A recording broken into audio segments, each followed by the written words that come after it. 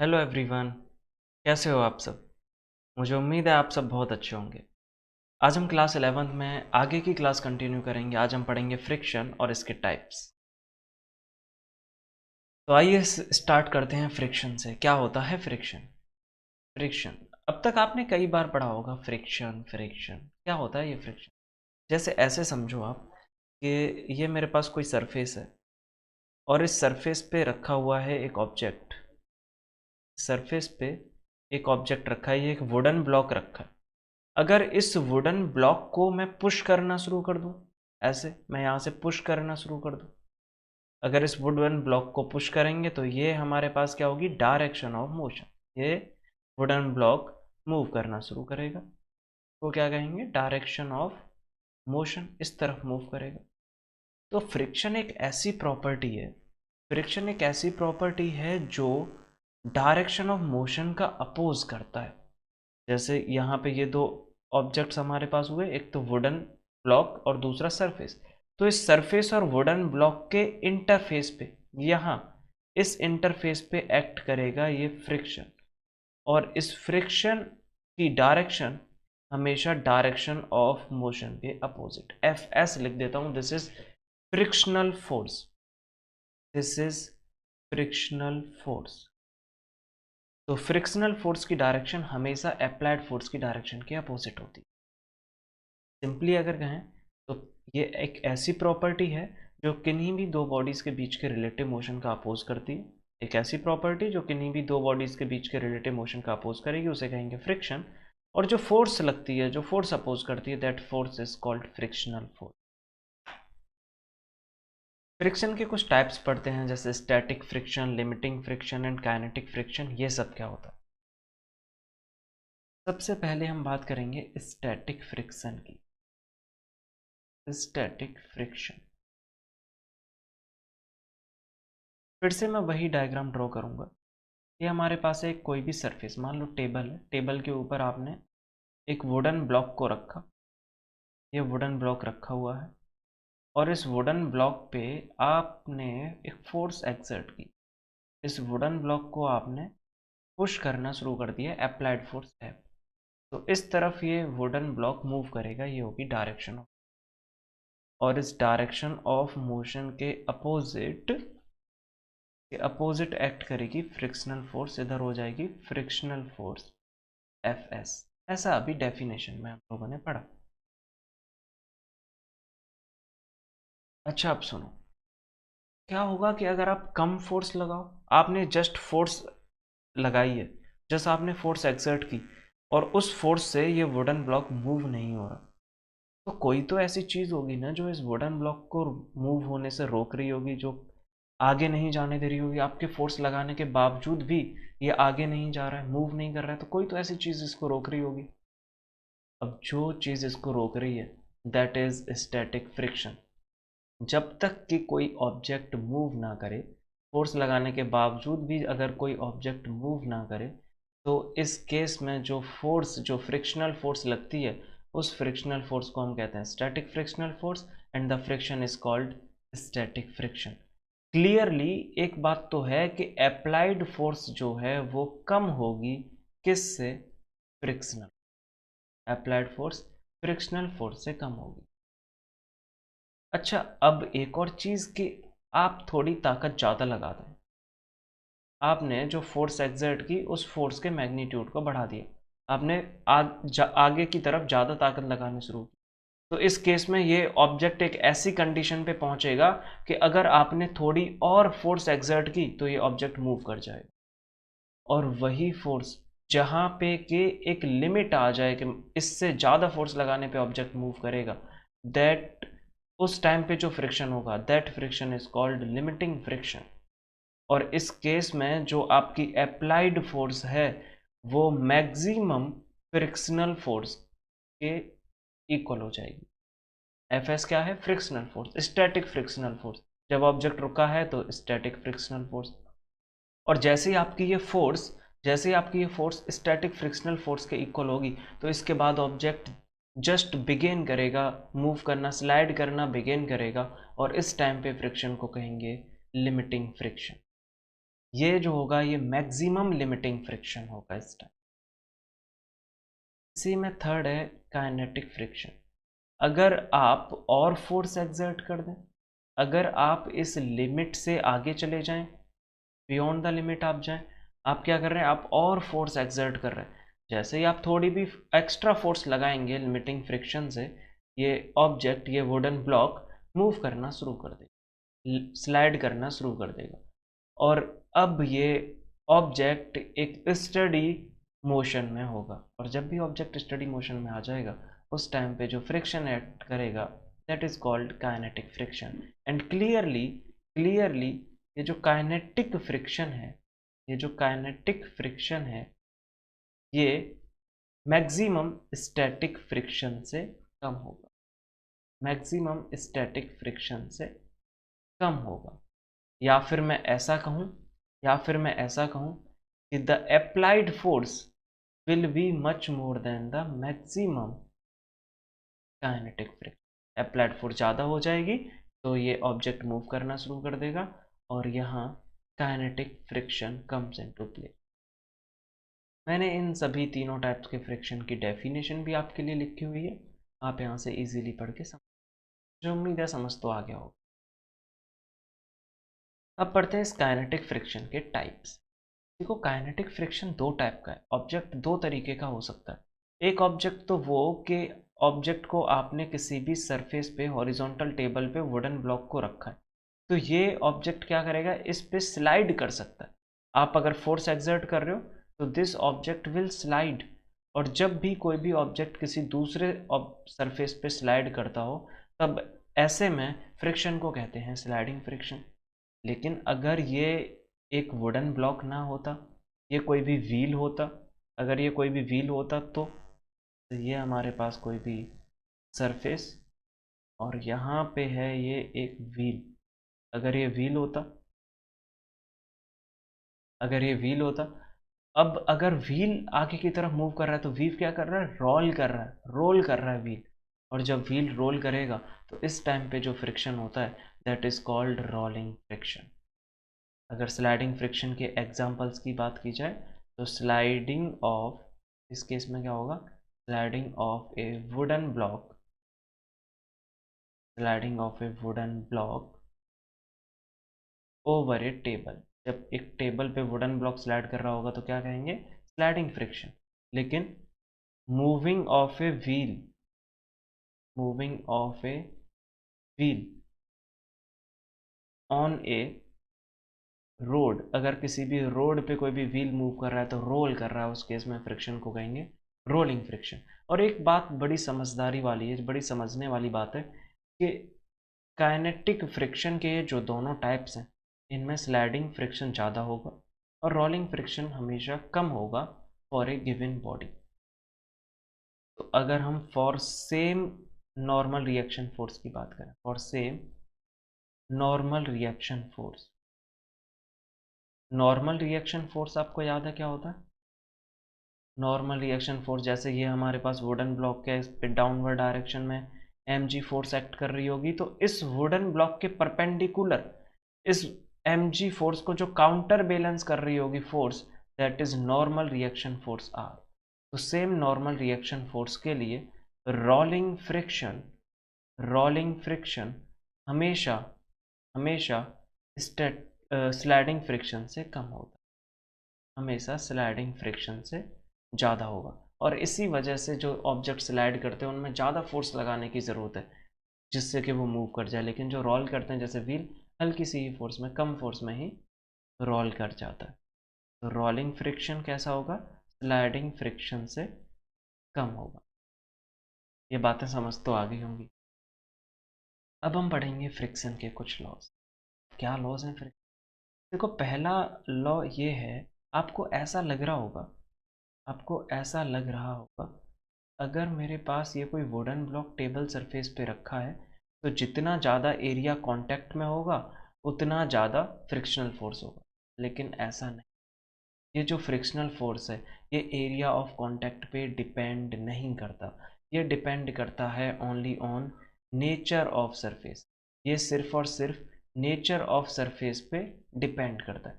जितना ज़्यादा smooth surface होगा उतना कम फ्रिक्शन हो। इस बात का क्या मतलब हुआ? इस बात का मतलब हुआ कि जितना ज़्यादा स्मूथेस्ट इज द सरफेस, जितना ज़्यादा स्मूथर सरफेस, जितना ज़्यादा smooth surface, smoothest is the surface, low is the low या लेस, लेस लेस लिख लेते हैं, less is the frictional force, frictional force.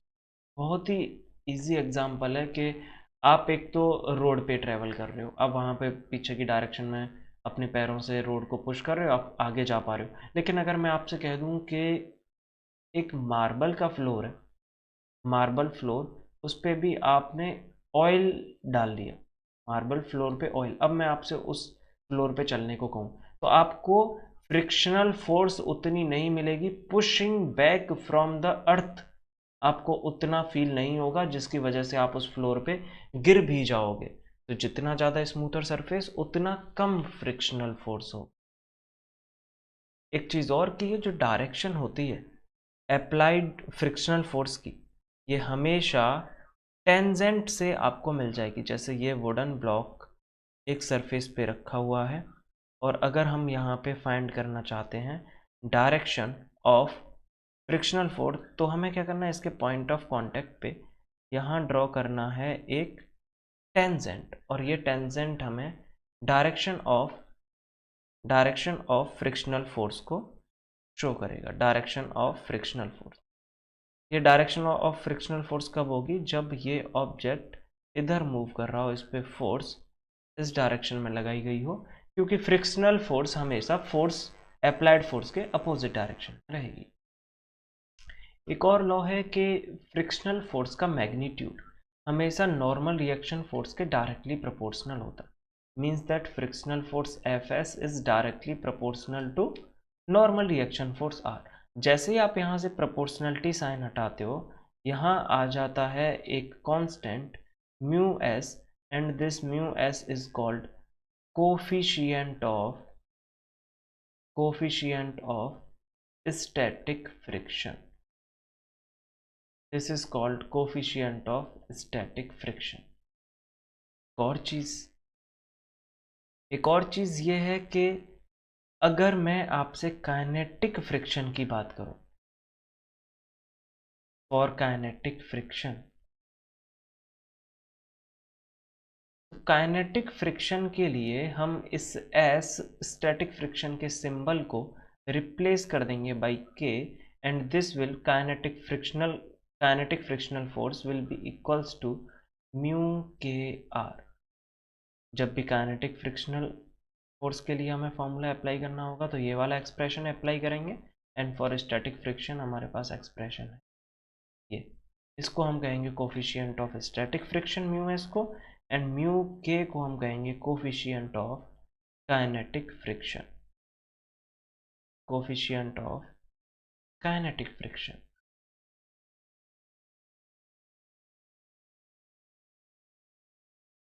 अब नेक्स्ट टॉपिक पढ़ते हैं, एंगल ऑफ फ्रिक्शन। बड़ा ही इम्पोर्टेंट टॉपिक है ये, एंगल ऑफ फ्रिक्शन। देखो ऐसे समझो कि मेरे पास ये कोई है एक surface, this is a surface, और इस सरफेस पे ये कोई भी वुडन ब्लॉक रखा है। मैं बार बार वुडन ब्लॉक ले रहा हूँ क्योंकि wooden block is the perfect example for pushing and pulling. ये एक वुडन ब्लॉक रखा हुआ है, इस वुडन ब्लॉक पे डाउनवर्ड डायरेक्शन में एक फोर्स लग रही होगी mg, और इस mg फोर्स को काउंटर बैलेंस कर रही होगी normal reaction force r, normal reaction force r। अगर मैं ऐसा कह दूं कि फ्रिक्शनल इस फोर्स को, इस ऑब्जेक्ट को पुल किया जाता है इस तरफ, इस पे एक फोर्स लग रही है इस तरफ, इधर पुल कर रहा है, तो फ्रिक्शनल फोर्स की डायरेक्शन कैसी हो जाएगी बताइए? फ्रिक्शनल फोर्स की डायरेक्शन, फ्रिक्शन फोर्स हो जाएगी इसके जस्ट अपोजिट, ये डायरेक्शन होगी फ्रिक्शनल फोर्स की, इधर एक्ट करेगी फ्रिक्शनल फोर्स, ये फ्रिक्शनल फोर्स होगी। तो अब हम देखो, अब यहाँ पे समझो कि एंगल ऑफ फ्रिक्शन क्या है। ये नॉर्मल रिएक्शन फोर्स और ये frictional force, normal reaction force और फ्रिक्शनल फोर्स, इन दोनों का रिजल्टेंट अगर ड्रॉ करूँ तो रिजल्टेंट जाएगा कुछ ऐसे, दोनों का रिजल्टेंट कुछ ऐसे। अब ये जो रिजल्टेंट है, इस रिजल्टेंट और नॉर्मल रिएक्शन फोर्स के बीच का जो एंगल है, this angle is called angle of friction. फिर से समझ लेते हैं कि अगर हम कभी भी लिमिटिंग फ्रिक्शन की बात कर रहे हो, लिमिटिंग यानी कि हम फोर्स एक्सर्ट कर रहे हैं लेकिन कोई भी ऑब्जेक्ट मूव नहीं कर रहा है, उस केस में नॉर्मल रिएक्शन फोर्स और resultant of frictional force and normal reaction force, frictional force ये, नॉर्मल रिएक्शन फोर्स ये, इन दोनों का रिजल्टेंट ये, इन दोनों के रिजल्टेंट के साथ नॉर्मल रिएक्शन फोर्स जो एंगल बनाएगा, that is called angle of friction. इसको हम कहते हैं एंगल ऑफ फ्रिक्शन। अगर मैं इसे कुछ ऐसे ड्रॉ कर लूँ, ये, और इधर इस तरफ ऐसे ड्रॉ कर लूँ, यहाँ पे मैं बोल दूँ this is point A, this is point B and this is point C. तो आप जरा ध्यान से देखिए ट्राइंगल ए बी सी में, in triangle A B C, triangle A B C में मैं क्या कह सकता हूँ, मैं ऐसा कह सकता हूँ tan theta is equals to, tan क्या होता है, परपेंडिकुलर अपॉन बी। तो मैं ऐसा कह सकता हूँ कि this tan theta is equals to, perpendicular क्या होगा, थीटा के सामने परपेंडिकुलर, ये B C divided by base, base क्या होगा हमारे पास, ये ए बी, बेस है ए बी। तो यहाँ से हुआ हमारे पास tan theta is equals to B C, कितना देखो, जितना एफ एस उतना B C, opposite sides of a parallelogram. तो B C is F S divided by A B, कितना है, normal reaction force R, normal reaction force are.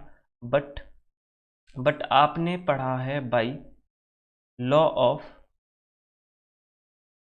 Friction, आपने पढ़ा है लॉ ऑफ फ्रिक्शन से कि frictional force F S is equals to mu S R, ऐसा आपने पढ़ा। तो आप यहाँ पे पुट करोगे, आपको क्या मिलेगा, आपको मिल जाएगा tan theta is equals to mu S R divided by R, R से आर कैंसिल करें तो हमें मिला tan theta is equals to mu S and theta is equals to tan inverse mu S. This is angle of friction, this is angle of friction.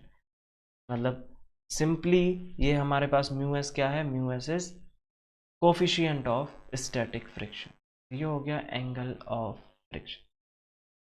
अब हम पढ़ेंगे angle of repose. Angle of repose क्या है, angle of repose के लिए आपको कुछ ऐसे समझना कि मान लो ये है मेरे पास एक हॉरिजॉन्टल सरफेस, इस हॉरिजॉन्टल सरफेस के साथ एक और सरफेस है जिसने थीटा एंगल बनाया हुआ है, जिसने थीटा एंगल बनाया हुआ है। और अगर इस ऑब्जेक्ट, इस सरफेस पे हम कोई भी ऑब्जेक्ट रखें, इस सरफेस पे अगर हम कोई भी ऑब्जेक्ट रखें तो ये ऑब्जेक्ट डाउनवर्ड डायरेक्शन में स्लाइड करना बिगिन कर देता है, इतना एंगल है ये। तो वो मिनिमम ऑफ एंगल, वो मिनिमम एंगल जिस पे कि कोई भी ऑब्जेक्ट सरफेस से स्लाइड करना बिगिन कर दे, उस मिनिमम एंगल ऑफ इंक्लिनेशन को हम कहते हैं एंगल ऑफ रिपोज। उसको क्या कहेंगे, angle of repose, minimum angle जिससे कि सरफेस पे कोई भी ऑब्जेक्ट स्लाइड करना शुरू कर दे। अगर मैं अब इस ऑब्जेक्ट को देखूं तो इस ऑब्जेक्ट पे डाउनवर्ड डायरेक्शन में एक फोर्स एक्ट करेगी mg, और नॉर्मल रिएक्शन फोर्स सरफेस के परपेंडिकुलर, ये हो जाएगी नॉर्मल रिएक्शन फोर्स r। अब देखो, अब ये जो mg फोर्स है, अगर मैं इस mg फोर्स की बात करूं तो this mg force is making angle theta, यहाँ पे मान लेता हूँ ये एंगल थीटा होगा, मान क्या लेता हूँ, ये थीटा है तो ये भी थीटा होगा। कैसे, कैसे होगा, आप देखो सिंपली एक ट्राइंगल की प्रॉपर्टीज अप्लाई करो, समझ आ जाएगा। तो अब इस mg फोर्स को हमें दो वेक्टर्स में रिजॉल्व करना होगा, जिधर एंगल थीटा उधर फोर्स हो जाएगी mg cos theta horizontal component, और इधर क्या फोर्स होगी mg sin थीटा। अब क्योंकि ये ऑब्जेक्ट डाउनवर्ड डायरेक्शन में स्लाइड कर रहा है तो इस तरफ इस पे एक और फोर्स लगेगी, दैट इज फ्रिक्शनल फोर्स, जो इस मोशन का अपोज कर रही है। तो अगर यहां से देखा जाए तो for equilibrium of body, for equilibrium हमारे पास क्या होना चाहिए? हमारे पास होना चाहिए M G cos theta, M G cos theta must be equals to normal reaction force R, this is equation first, and M G sine theta, M G sine theta which is acting per which is acting opposite to frictional force, तो M G sine theta will be equals to frictional force Fs, this is second equation। अब अगर आप equation second को divide कर दें equation first से, equation second को equation first से डिवाइड करोगे, आपके पास आ जाएगा M G sine theta divided by M G cos theta equals to F S upon R. M G से एम जी हो गया कैंसिल, साइन अपॉन कॉस क्या आएगा आपके पास? टेन थीटा, तो tan theta is equals to F S by R, F S by R. लेकिन फिर से वही एफ एस हमें क्या पता है? Since we know that F S is equals to mu S R, तो आपके पास आएगा tan theta is equals to mu S R divided by R, R से आर कैंसिल, फिर से आपको मिला tan theta is equals to mu S, यानी कि theta is equals to tan inverse mu S. इस बात का मतलब ये है कि angle of repose angle of friction के इक्वल होता है। यही तो हमारे पास एंगल ऑफ फ्रिक्शन भी था, same theta is equals to tan inverse mu S, और यही एग्जैक्टली हमारे पास आया एंगल ऑफ रिपोज। तो एंगल ऑफ रिपोज हमेशा एंगल ऑफ फ्रिक्शन के इक्वल होगा। मुझे उम्मीद है आपको आज की ये क्लास पसंद आई होगी।